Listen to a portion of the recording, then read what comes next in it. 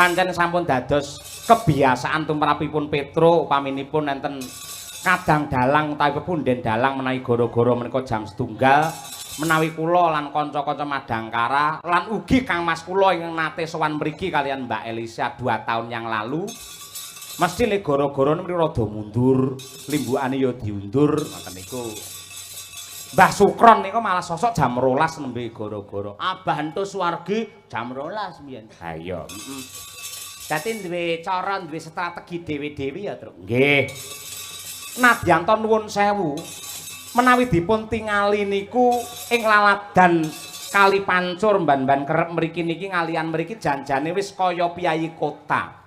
Blegere gebyare kaya piyayi kota ning nyatane jiwane tetep jiwa jati diri budaya Jawa.